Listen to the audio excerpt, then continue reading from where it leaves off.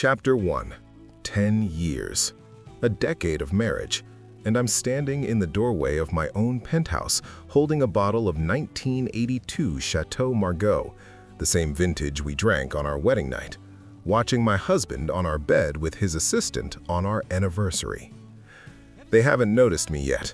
The bedroom door is half open, just enough. Javier's head is thrown back. That expression I used to think was reserved for me alone, and that boy, because that's what he is, 23, fresh out of business school. That boy has his hands all over my husband like he owns him. I should feel something, shouldn't I? Rage, betrayal, heartbreak. That's what happens in the stories. The wronged spouse screams, throws things, makes a scene. But as I stand here, ice cold despite the summer heat, all I feel is clarity. The wine bottle is cool against my palm. $12,000. I bought it 3 months ago, the moment I started planning tonight's surprise. Javier doesn't know I've been working from home more often. Doesn't know I've been tracking every late-night meeting, every business trip to Miami where his assistant just happened to be. I'm a forensic accountant. Pattern recognition is quite literally what I do for a living. And Javier, my brilliant, arrogant, criminally stupid husband, left a pattern so obvious it's almost insulting. 3 months ago, a charge for 2 first-class tickets to South Beach. Javier told me it was a solo trip. 6 weeks ago, a receipt from Cartier. I never received a gift, but I saw that platinum bracelet on the assistant's wrist last Tuesday. 2 weeks ago, a text notification that flashed across his laptop while he was in the shower. "Can't wait for tonight, Daddy," signed with a peach emoji. I'm not a violent man, never have been. My father used to say I had ice in my veins instead of blood, and he wasn't wrong. While my 3 older brothers were brawling their way through prep school, I was learning how to dismantle a company's financial structure with nothing but a spreadsheet and patience. Patience, that's the key. Sound, soft footsteps backing away, door closing with barely a click. I set the wine bottle on the hallway console table. $12,000 feels like a waste now, but I'll expense it to emotional damages later, metaphorically speaking. My phone is already in my hand as I walk to the elevator. I don't run, I don't storm out, I simply leave. The same way I'll leave this marriage, methodically, completely, and with everything that matters. In the elevator, descending from the penthouse, I open my encrypted notes app, the one Javier doesn't know exists, the one I've been filling for 3 months. Evidence log: 47 instances of suspicious charges, 14 fake business trips, 23 late-night meetings that ended at hotels, 6 pieces of jewelry gifted to third parties, 1 second lease agreement for an apartment in Tribeca, in Javier's name, naturally. The elevator reaches the lobby. The doorman, Marcus, smiles at me. "Good evening, Mr. Chen. Happy anniversary, sir." "Thank you, Marcus." My voice is steady, professional. "If Mr. Landry asks, I've gone to the office, emergency client situation." "Of course, sir." I've always tipped well. Loyalty costs less than people think. My driver is waiting. In the back of the town car, I make my first call. "Daniel, it's Adrian. I need you to file something for me tomorrow morning, first thing." "No, not a new client, a divorce." "Yes, really." "No, I'm fine. I'm better than fine. I need you to pull every prenup clause we wrote 10 years ago, especially the infidelity provisions." "Perfect. And Daniel, we're going to take him for everything." You might think I'm moving too fast, that I should confront him first, demand answers, give him a chance to explain. But here's what you need to understand about men like Javier Landry. They only respect power. And right now, sitting in this car with my lawyer on speed dial and a decade of financial documentation at my fingertips, I have all the power. This isn't a love story anymore. This is a hostile takeover. Chapter 2. The first move. I don't go home that night, or the next.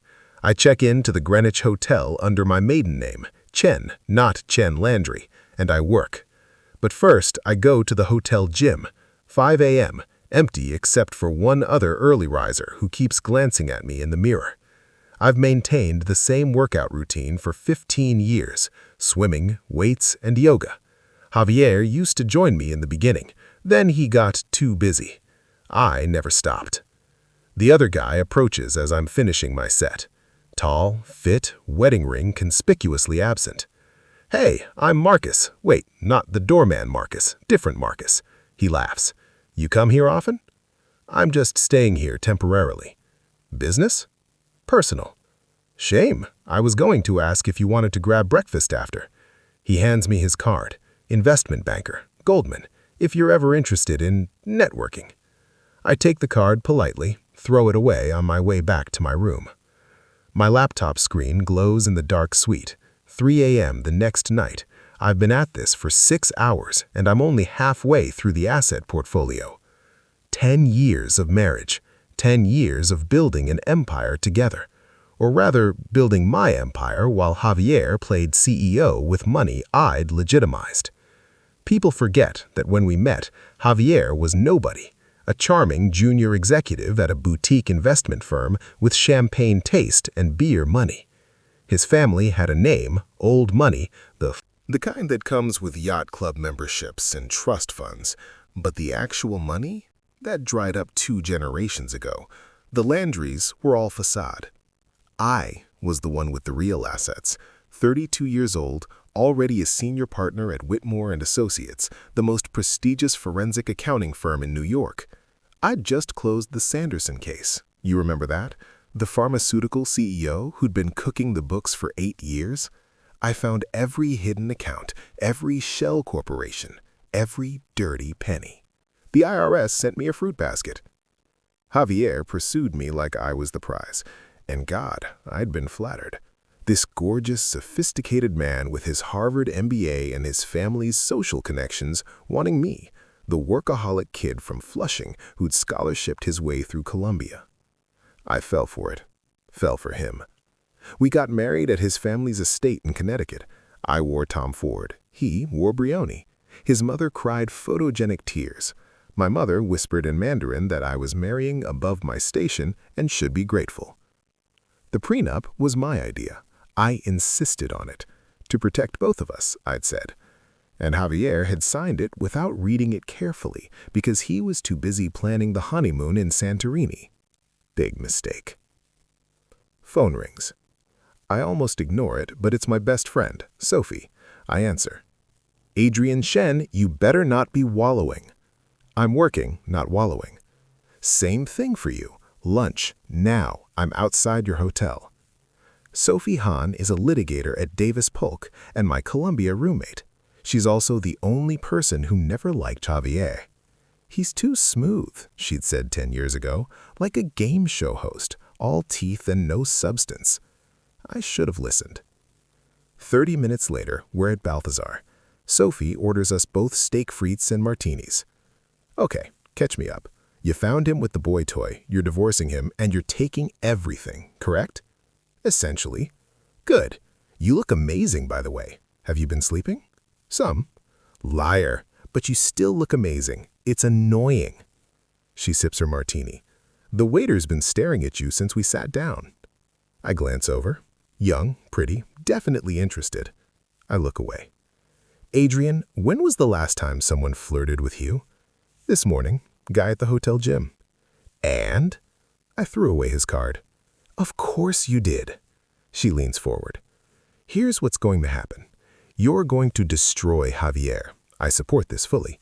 But then you're going to remember that you're Adrian Chen. You're brilliant, you're gorgeous, you're rich, and you've been wasted on that cheating asshole for a decade.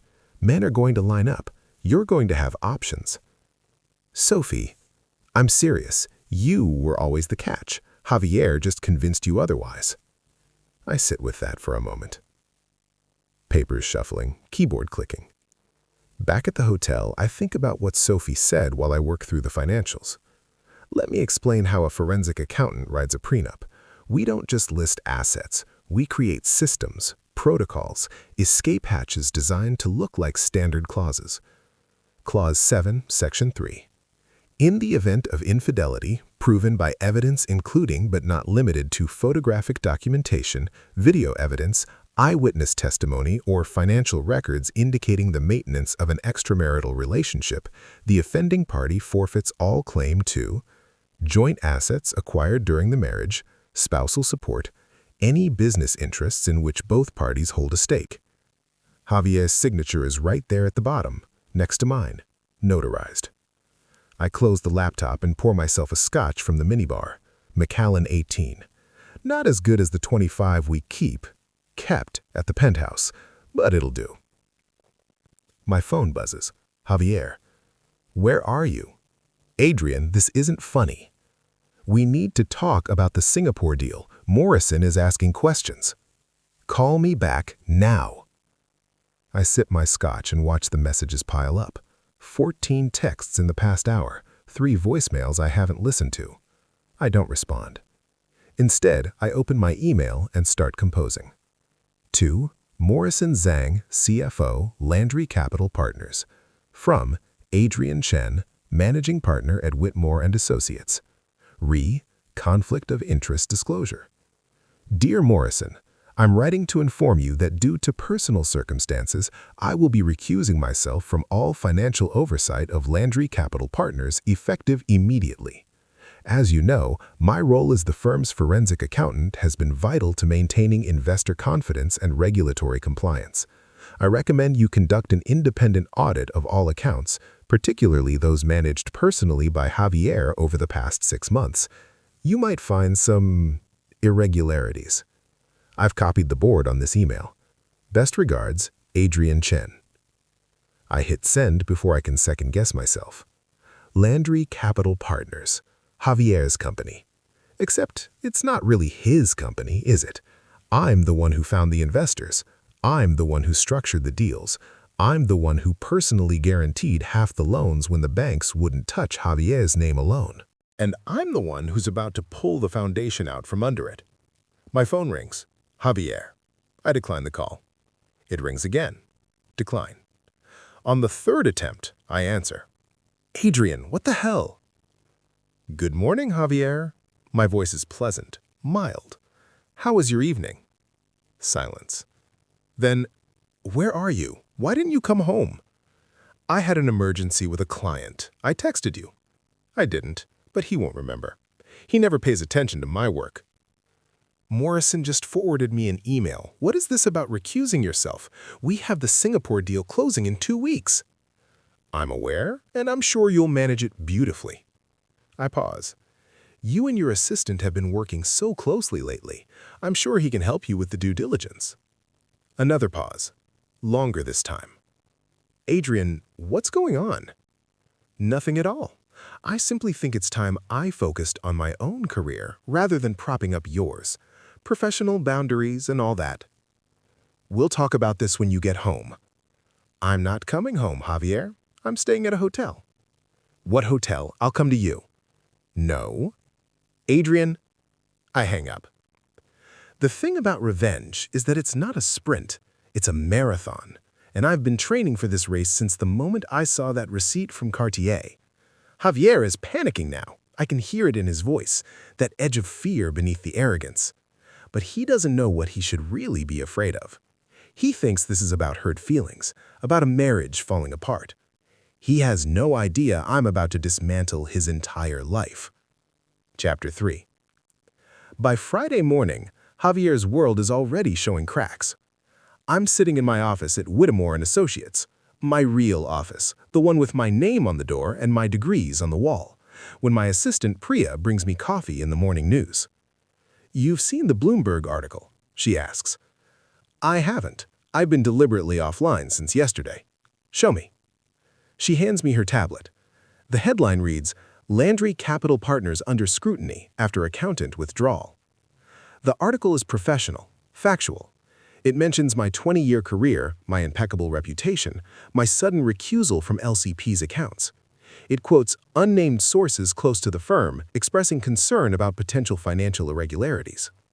Those unnamed sources are the 3 board members I had drinks with on Wednesday.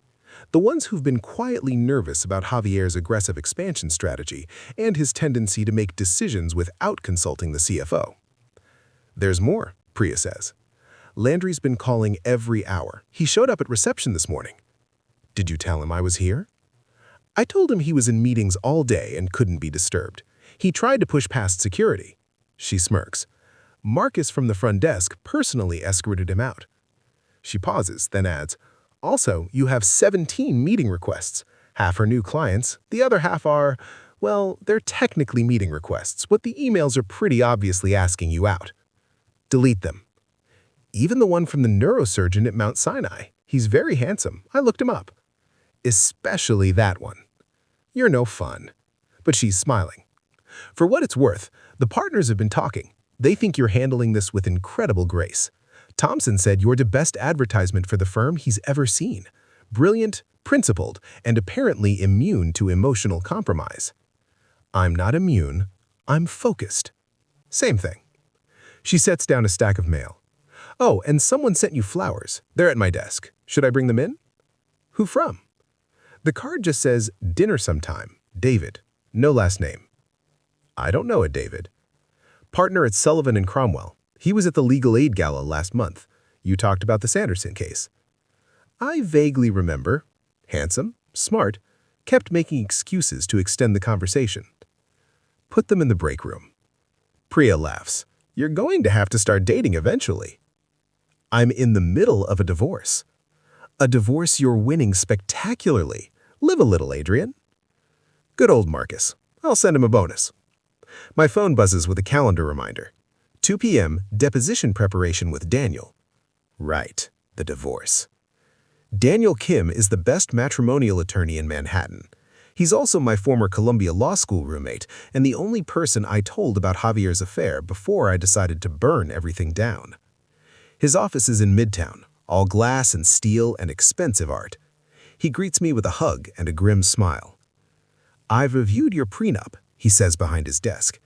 Adrian, this is the most beautiful piece of legal architecture I've ever seen. Did you really write this yourself? I had help from Whittemore's legal team, but yes, the financial clauses are mine. It's a work of art. Javier is going to lose everything. That's the idea. Daniel opens a folder. Let's talk evidence. You mentioned you have documentation. I hand him a USB drive. 3 months of surveillance, financial records, text messages I recovered from our shared cloud account, photos, video. He plugs it in, scrolls through. His eyebrows rise. Video? Adrian, you didn't. I have a nanny cam in the bedroom for security purposes. It's been there for 3 years. Fully legal. I own the property. I pause. Javier signed a disclosure when I installed it. He forgot. Daniel laughs. Actually laughs. You're terrifying, you know that?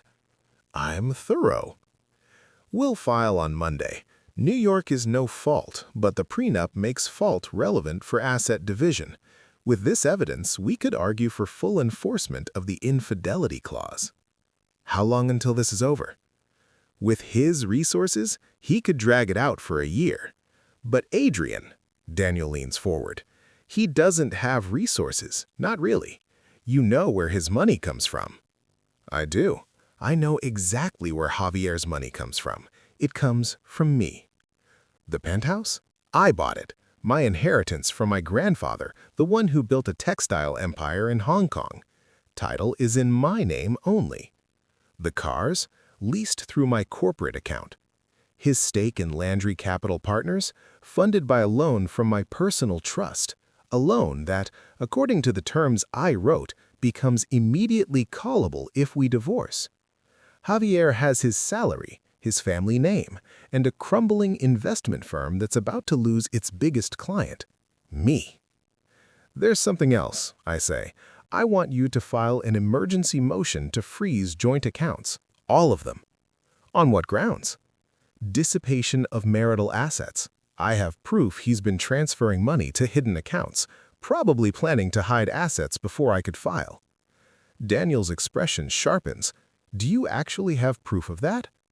I will by Monday. Sound, keyboard typing, mouse clicking. Because here's the thing about being a forensic accountant married to a man who thinks he's smarter than you. You have access to everything, every password, every account, every digital footprint. Javier changed his banking passwords 3 weeks ago, thought I wouldn't notice, but he used the same pattern he always uses. Our wedding date reversed, with his mother's maiden name. Took me 40 seconds to crack. And what I found in those accounts was beautiful. $340,000 transferred to a Cayman Islands LLC over the past 6 months. An LLC with Javier's assistant listed as the registered agent. Money that was supposed to be going into LCP's operating fund. That's not infidelity, that's embezzlement. I'll have the documentation to you by Sunday night, I tell Daniel. He whistles low. You're not just divorcing him, you're destroying him. Yes. Adrian, are you sure? This is scorched earth. I think about Javier's face when he's sleeping his assistant, that expression of pure, thoughtless pleasure, like I don't exist, like 10 years of marriage, of partnership, of building a life together means nothing. I'm sure. You're probably wondering if I still love him, if underneath all this cold calculation and legal maneuvering, there's a part of me that's heartbroken, that wants him to come home, apologize, beg for forgiveness. And maybe there is. Maybe there's a small, stupid part of me that remembers the man I married, the one who made me laugh, who held me through my father's funeral, who said I was the smartest person he'd ever met. But that man is gone. Or maybe he never existed, and I'm done being the fool who believed in him. Chapter 4. Saturday night. Javier finally tracks me down. I'm still at the Greenwich Hotel, working through the final asset analysis, when the front desk calls. Mr. Chen, there's a Mr. Landry here to see you. He's quite insistent. Of course he is. Send him up. I close my laptop, pour 2 glasses of scotch, and wait.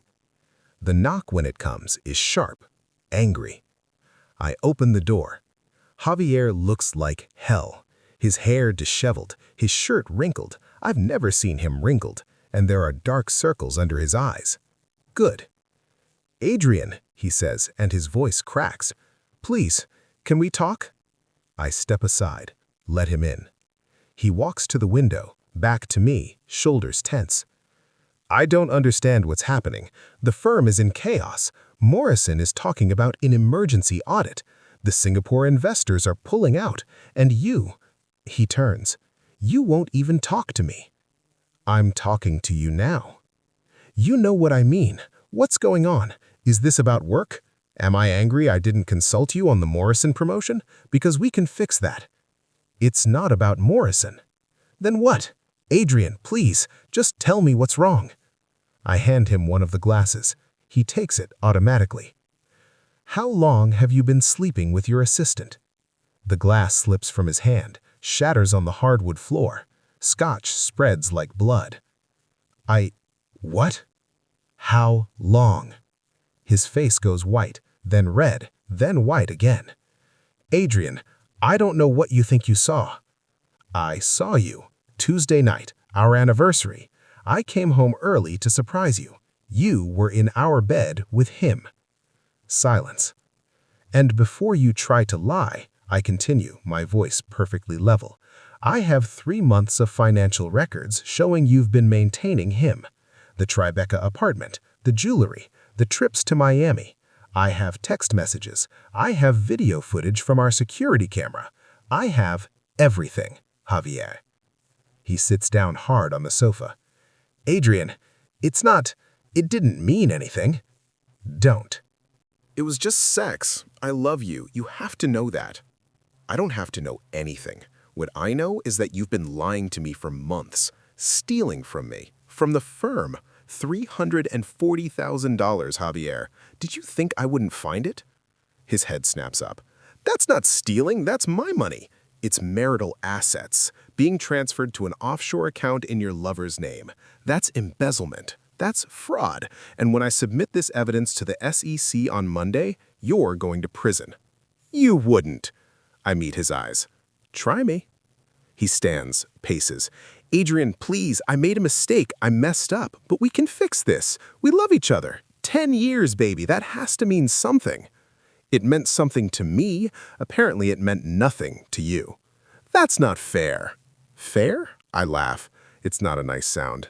You want to talk about fair? I made you, Javier. You were nobody when we met. A failed executive with a famous last name and an empty bank account. I'm the one who funded your company. I'm the one who brought in investors. I'm the one who worked 18-hour days to legitimize every deal while you played CEO. That's not true. Landry Capital Partners exists because of me. Your lifestyle exists because of me. That penthouse, those cars, those vacations to the Maldives, all of it came from my money, my work, and you repaid me by sleeping with him in our bed. His face twists. You think you're so perfect, don't you? So controlled, so superior. You were boring, Adrian. You were always working, always focused on the next case, the next deal. You never had time for me. I was building our life. You were building your life. I was just an accessory, the pretty husband who looked good at galas. Is that what you tell yourself? That you cheated because I was boring? I step closer. Here's the truth, Javier. You cheated because you're weak, because you need constant validation, because you couldn't stand that I was smarter than you, more successful than you, more respected than you. I got 17 meeting requests yesterday. Half were new clients, half were men asking me out. Do you know how many I've gotten since news of our divorce broke? 43. 43 men, lawyers, doctors, executives, entrepreneurs, all suddenly very interested in dinner with Adrian Chen. His face goes pale. You know what I realized? I continue. I was never boring. I was just bored. Bored of carrying you. Bored of pretending your accomplishments mattered when they were all built on my foundation.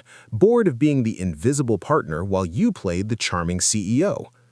Adrian, I didn't cheat because I wasn't enough. You cheated because you knew you'd never be enough for me. And rather than rise to meet me, you found someone who'd worship you for scraps.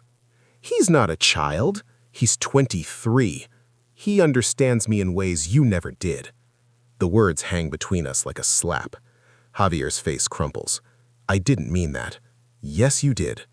Adrian, get out. Please, get out. He doesn't move, so I do. I walk to the door, open it, leave now, or I call security and have you removed. Again. He walks to the door. Stops in front of me. This isn't over. You're right, it's not. It's going to get much worse. Monday morning, my lawyer files for divorce. By Monday afternoon, the SEC will have a comprehensive dossier on your financial crimes. By Tuesday, you'll be explaining to the board why you've been embezzling company funds, and by Wednesday, you'll be served with a restraining order. You can't do this. Watch me. He leaves. I close the door. And then, only then, do I let myself feel it. The rage, the hurt, the betrayal. I pour another scotch, drink it in one swallow. My phone buzzes. A text from Daniel. Paperwork ready? Filing at 9 a.m. Monday. You okay? Me. I'm fine. I'm better than fine.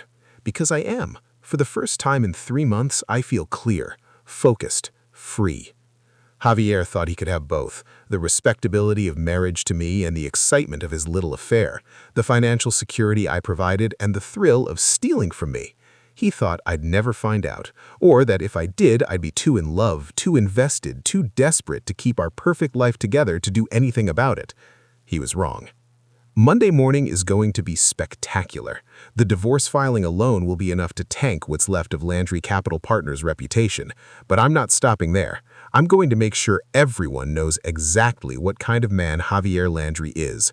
Not through gossip or scandal, I'm classier than that. Through documentation, through evidence, through the cold, hard facts that will follow him for the rest of his career. This is what happens when you underestimate the quiet one. Chapter 5. Monday, 9 a.m. Daniel files the divorce papers at the New York County Courthouse. Monday, 9:47 a.m. The first news alert goes out. Forensic accountant Adrian Chen files for divorce from investment firm CEO. Monday, 10:15 a.m. The SEC receives a comprehensive dossier detailing financial irregularities at Landry Capital Partners. Monday, 11:30 a.m. Javier calls me 14 times. I don't answer. Monday, 1 p.m. I'm sitting in a conference room at Whitmore & Associates when Priya brings me champagne. Morrison Zhang just called, she says. Landry Capital Partners Board voted to suspend Javier pending an investigation. They're appointing Morrison as interim CEO. I accept the champagne. That was fast. Apparently, 3 other board members came forward with concerns once they saw your documentation, something about unauthorized bonuses and creative accounting. Of course they did. I may have sent them a preview of my findings last week, anonymously, just to plant the seeds. There's more, Priya continues. The Singapore deal is dead. The investors issued a statement saying they can't work with a firm under regulatory investigation. That's $200 million in capital Javier was counting on. Gone. My phone rings. Not Javier this time. It's a number I don't recognize. Adrian Chen? Mr. Chen, this is Tyler Morrison from the Wall Street Journal. I'm writing a story about the Landry Capital Partners situation, and I was hoping to get your comment. No comment. Can you confirm that you filed evidence of embezzlement with the SEC? No comment. Is it true that your divorce filing includes video evidence of Mr. Landry's extramarital affair? I hang up. Within an hour, the WSJ article is online. It's careful, legally vetted, but the implications are clear. Javier Landry is finished. Sound. Phone buzzing repeatedly, news alerts pinging. Tuesday morning, the apartment. I haven't been back to the penthouse since Tuesday night, but it's my apartment, title in my name, mortgage paid from my account, and I need to collect my things. Marcus lets me up with a sympathetic nod. Mr. Landry left this morning, sir, with suitcases. Good.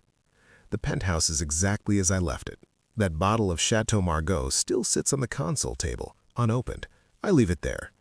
In the bedroom, I pack methodically. Clothes, documents, the wedding photo from my nightstand. I throw that in the trash.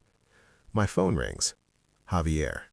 Against my better judgment, I answer. Adrian. His voice is hoarse, broken. Please, I'm begging you, call off the SEC, the board. I'll sign whatever you want, give you whatever you want. Just please. Where's your assistant? What? Tyler? Or is it Taylor? I can never remember. Where is he? Silence. He left you, didn't he? Once the money dried up? Adrian. He was with you for the lifestyle, the apartment, the jewelry, the expensive dinners. Now that you're under investigation, facing criminal charges, watching your company implode, he's gone, isn't he? You don't understand. I understand perfectly. You threw away 10 years of marriage for someone who didn't even have the decency to stand by you when it mattered. How does that feel, Javier? I'm sorry. He's crying now. I can hear it. I love you. I never stopped loving you. You love what I gave you. Security, status, money. You never loved me. If you loved me, you wouldn't have slept with him in our bed. If you loved me, you wouldn't have stolen from me. If you loved me, you would have respected me enough to end things before destroying everything we built. Please, I'll do anything. Sign the divorce papers, agree to every term, and maybe I'll consider not testifying when the SEC brings charges. You'd do that? No. But it'll give you hope for a few days. Consider it a parting gift. I hang up. Wednesday, the restraining order is served. Thursday, Landry Capital Partners announces it's entering voluntary liquidation. The investors are gone, the clients have fled. Morrison sends me a polite email thanking me for my years of service and asking if I'd consider consulting on the wind-down process. I decline. Friday, 1 week since I found Javier with his assistant. I'm back at work, real work. I've taken on 3 new clients, a tech startup needing help with due diligence, a nonprofit investigating donor fraud, and a private equity firm looking to acquire a manufacturing company. My calendar is full, my bank account is fuller, and Javier's attorney calls to inform me that his client agrees to all terms of the divorce settlement. All of them? I ask. Every single one. Mr. Landry just wants this over with. Of course he does. The final accounting. The penthouse? Mine. The cars? Returned to the leasing company. I'll buy my own. Landry Capital Partners? Dissolved. Javier keeps his debts. The Cayman Islands account? Frozen by the SEC. Contents to be returned to LCP's creditors. Javier's stake in our joint investments forfeited per the prenup. Spousal support? $0. Total time from discovery to divorce filing, 1 week. Total time from filing to settlement, 2 weeks. I've seen corporate takeovers that took longer. People ask me if it was worth it, if I feel better now that I've destroyed him. And the truth is, I don't know. I don't feel triumphant. I don't feel vindicated. I just feel empty. Like I won a war but lost something essential in the process. But at least I won. At least I'm not the one left with nothing but regrets and criminal charges. At least I have my dignity. Chapter 6. 3 months later. The thing about being newly single after a high-profile divorce is that suddenly everyone wants to know if you're okay. And by know if you're okay, they mean see if you're available. Monday, the neurosurgeon from Mount Sinai sends another email, this time with tickets to the Met Opera. I politely decline. Tuesday, a senior partner from Kirkland & Ellis coincidentally bumps into me at my regular coffee shop, asks if I'd like to grab lunch sometime. I tell him my schedule is packed. Wednesday, Sophie brags me to a gallery opening in Chelsea. Within 20 minutes, I've been approached by an art dealer, a tech entrepreneur, and someone who claims to be a creative consultant, but is clearly just rich and bored. "See?" Sophie whispers. "I told you, you're a catch. I'm a recently divorced workaholic. You're a brilliant, gorgeous, rich, recently divorced workaholic. There's a difference." Wednesday, I have coffee with James Wu to discuss his case. We spend 2 hours dissecting the Ponzi scheme, and then he asks very carefully if I'd be interested in dinner. As colleagues, I ask. As potentially more than colleagues, if you're open to it. No pressure. I appreciate the honesty. Can I think about it? Of course. Friday, I'm swimming laps at my gym when I notice someone in the next lane matching my pace. When we both stop, he grins at me. "You're fast." I've been swimming for 20 years. "It shows." He extends a hand. "Ryan, I'm a physician at NYU Langone." "Another doctor. Is there a convention I don't know about?" "Adrian." I know. I saw your Forbes interview. Really impressive work." Pauses. "Look, I know this is forward, but would you be interested in getting a drink sometime?" "I'm not really dating right now." "Fair enough. But if you change your mind." He hands me his card. I take it. Don't throw it away this time. Saturday evening. I'm at Maria for a business dinner when I see him. Javier is at the bar alone. He's wearing a suit I don't recognize, something off the rack, nothing like the custom pieces he used to wear. His hair needs cutting. He's lost weight. He looks small. My dinner companion, a potential client from a fintech startup, follows my gaze. "You know him?" "I used to." "That's Javier Landry, right? I heard his firm collapsed. Something about embezzlement?" "Something like that." "Rough. I heard his husband left him." He looks at me. "Wait, you're Chen. You're the husband." "Ex-husband." "Damn, that must be weird." "It's fine." But Javier has seen me, seen us. His eyes linger on my companion, young, attractive, clearly interested, and something in his face crumbles. I should leave, walk out before he approaches, but I can't seem to move. The dinner ends. My companion asks if I'd like to get drinks. I decline politely. He looks disappointed, but hands me my card anyway. "Think about it," he says. "I think we'd have fun together." After he leaves, Javier slides off his bar stool and walks over. "Adrian?" "Javier. You look good." "Thank you." Your dinner companion seemed interested. He was a potential client. "Right, just a client." He laughs bitterly. "I saw the flowers in your office last week when I came by to drop off the final settlement paperwork. Red roses. Must have cost a fortune." "I didn't ask for them." "No, you never had to ask. That's what I'm realizing now." He runs a hand through his hair. "I've been seeing things. Articles about you, photos from events. There's always someone in the background trying to get your attention. The tech guy at the Robin Hood Foundation Gala, the attorney at that charity auction. Even Tyler saw it." "Tyler?" My assistant, ex-assistant. He saw your interview on Bloomberg TV, said you were intimidatingly hot, his exact words. I don't respond. I used to think I was doing you a favor, dating you, marrying you, like I was the prize you won, the handsome guy from the good family who saw past your— I don't even know what I thought I was seeing past. Your intelligence? Your success? Your face? Javier, you were always the catch, weren't you? And I was too stupid and too arrogant to see it. Awkward silence. He says, I heard you made senior partner at Whitmore. I offered me Morrison's position. Congratulations. And you? He laughs. It's bitter.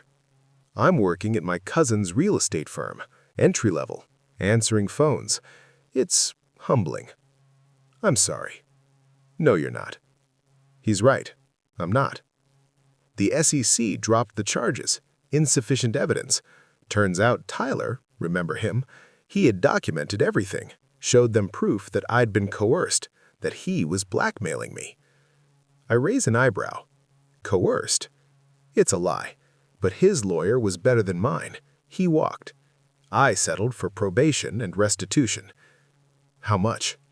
$340,000, plus legal fees, plus the settlement from the board. I'm paying it off in installments. Should be done in about 15 years. He looks at me. He's moved on already, by the way. Tyler. Saw him last week with some other older guy, some tech investor. They were laughing. And you? Me? I'm here, alone, watching my ex-husband get hit on by his dinner date while I drink cheap scotch and contemplate my life choices. Javier. It's fine. I deserve it. He signals the bartender. Can I buy you a drink, for old time's sake? I should say no, should walk away, but instead, I nod. We sit at the bar, order scotch, don't speak for a long moment. I saw your interview in Forbes about financial transparency in marriage. It was good, brutal, but good. It wasn't about you. It was absolutely about me. He's not wrong. I never apologized. Not really. I'm sorry, Adrian, for all of it. For the cheating, for taking you for granted, for being so stupid that I threw away the best thing in my life. Javier, I don't want you back. I know that's not happening. I needed you to know that I know what I lost, that I know it was my fault. I look at him, really look at him. This man I loved for 10 years. This man I married. This man I destroyed. Do you want to know something? I ask. What? I knew about Tyler before I saw you that night. He goes still. What? I'd known for 2 months. I hired a private investigator, had proof, could have confronted you any time. Then why didn't you? Because I wanted to make sure, wanted to have every piece of evidence, every document, every recording. I wanted to be absolutely certain that when I acted, it would be decisive, final, no room for you to maneuver or charm your way out of it. You planned all of this, every single step. He drains his scotch, orders another. Jesus Christ, Adrian, you're terrifying. You hurt me, betrayed me, stole from me. Did you really think I'd just roll over? I thought you loved me. I did love you. That's why it had to be complete. If I'd left any thread connecting us, any possibility of reconciliation, I would have gone back. I would have forgiven you, because that's what you do to me. You make me weak. So you made yourself strong. Yes. He looks at me for a long moment. Do you hate me? I consider the question. No, I don't hate you. I don't think about you anymore. It's cruel, but it's also true. Javier nods slowly, finishes his drink, stands. I really did love you, in my own way. I know. For what it's worth, I'm glad you won. You deserved to win. He leaves cash on the bar and walks out. I sit there for a long time, staring at my untouched scotch. My phone buzzes. A text from Daniel. Divorce finalized. You're officially free. I raise my glass in a solitary toast. To freedom, to victory, to cold, calculated revenge. They say revenge is a dish best served cold. They're right, but what they don't tell you is that cold revenge leaves you cold too. I won. I destroyed him. I took everything that mattered, and I'd do it all again in a heartbeat. But late at night, when the penthouse is quiet and I'm alone with my victory, I sometimes wonder if I destroyed myself too. If, in becoming the kind of person who could dismantle a life without flinching, I lost the part of me that could have built something new. Or maybe that's just the Scotch talking. Chapter 7. 6 months after the divorce. I'm at a charity gala for the New York Legal Aid Society. Black tie, open bar. The kind of event Javier and I used to attend together, playing the perfect power couple. Tonight, I'm here with Sophie, who's currently betting on how many phone numbers I'll collect before the night is over. I'm saying at least 5, she says, sipping champagne. I'm not collecting phone numbers. You don't have to collect them. They'll collect themselves. Look, 3 o'clock. That guy's been staring for 10 minutes. I glance over. Finance type.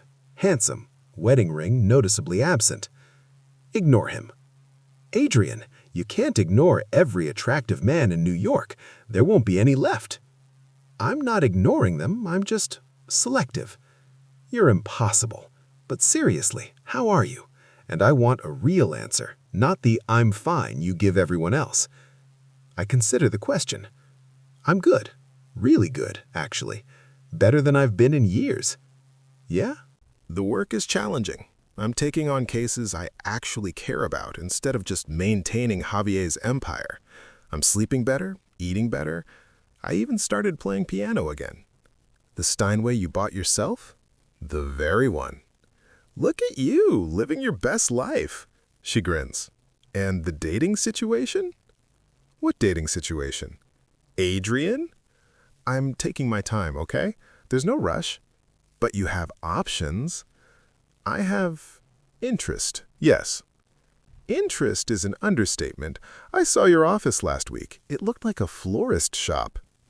It's true. The flowers have been persistent. Roses from the neurosurgeon, orchids from David at Sullivan and Cromwell, peonies from someone whose card I honestly can't remember. I've started donating them to the hospital nearby. I'm considering having coffee with James Wu next week, I admit. The cute lawyer with the Ponzi case? He's asked 3 times, very politely, very professionally. I think I owe him at least 1 actual date. 1 date you're considering. Meanwhile, you have, what, a dozen men actively pursuing you? I'm not counting. I am. Last count was 17. 17 men who want to take Adrian Chen to dinner. I take a sip of champagne. It's strange, isn't it? I spent 10 years with Javier thinking I was lucky he chose me, that I should be grateful. And now you're remembering that you're Adrian Chen and Javier was the lucky one. Before I can respond, someone taps my shoulder. Adrian Chen? I turn. The man is younger than me, maybe 35. Dark hair, warm eyes, lawyer's suit. Handsome in an understated way. James Wu, I say, surprised. I didn't know you were coming. Last-minute decision. My firm bought a table. He smiles. I was hoping I might run into you. Sophie gives me a knowing look and melts away into the crowd. So, James, about that coffee next week. We talk for 20 minutes, then 30, then an hour. He's easy to talk to, funny, doesn't try too hard. Can I be honest with you? He asks eventually. Please?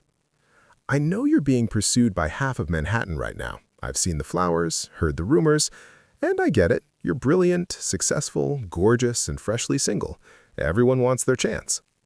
But I don't want to be everyone. I don't want to send flowers you're going to donate or make grand gestures you'll politely decline. He pauses. I want to be the person you choose when you're ready to choose, even if that takes months, even if it takes a year. I study him. That's very patient of you. I'm a good lawyer. Patience is part of the job. And if I'm not ready for a year, then I'll still be here, probably still working on this Ponzi case. he smiles. Look, I'm not trying to pressure you. I just want you to know that when you decide you're ready for coffee, for dinner, for whatever, I'm interested, genuinely interested. Not in the divorce story or the revenge narrative or the Forbes profile. In you. Before I can respond, there's a commotion near the entrance. Javier has arrived. He's with someone, a date, presumably. Young, pretty, trying too hard. They walk in together and I watch Javier's eyes scan the room until they land on me. On me with James. Something flickers across his face. Not jealousy exactly, something sadder. Recognition, maybe, of what he lost. Is that, James asks, my ex-husband, yes. Should I make myself scarce? No. Actually, would you like to dance? James's eyebrows rise. Dance? Unless you have 2 left feet. I was on the ballroom team at Yale. Of course you were. He leads me onto the floor. I can feel Javier watching me, can feel the weight of his gaze as James's hand settles on my waist, professional and respectful. I'm using you to make a point. Is that terrible? Depends on the point. That I've moved on, that I'm fine, that I'm better than fine. Then use away. I'm happy to be a prop in the Adrian Chen comeback story. But he's not a prop. As we move across the floor, I realize James is just nice, present, interested without being pushy. Everything Javier wasn't. The song ends. We separate. James hands me his card. Again. Think about that coffee. No pressure, no timeline. Just think about it. I take the card. This time I don't throw it away. Later that night, I'm back at my penthouse. My penthouse, not ours. I've redecorated, new furniture, new art, new sheets that Javier has never touched. The piano I bought myself, a Steinway Model B, sits in the corner of the living room. I play for an hour. Chopin, Debussy, Bach. I haven't played in years. Javier always said it was too loud, asked me to stop so he could take business calls. Now, I can play as long as I want. My phone buzzes. Multiple messages. Sophie. Saw you dancing with James. He's perfect for you. Don't mess it up by overthinking. David. Saw you at the Gala tonight. You looked incredible. Dinner soon? Still thinking about those opera tickets. They're for next month if you change your mind. Hope you're well. Coffee sometime? I scroll through them all. 17 men, Sophie said. 17 men who see me now, who want me now. Not because Javier made me valuable, because I always was. The final message is from an unknown number. You looked happy tonight, dancing, smiling. I forgot what your real smile looked like. I'm glad you're finding it again. I'm sorry I ever made you hide it. Jay. I stare at the message for a long time.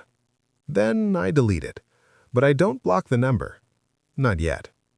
Music softly in the background.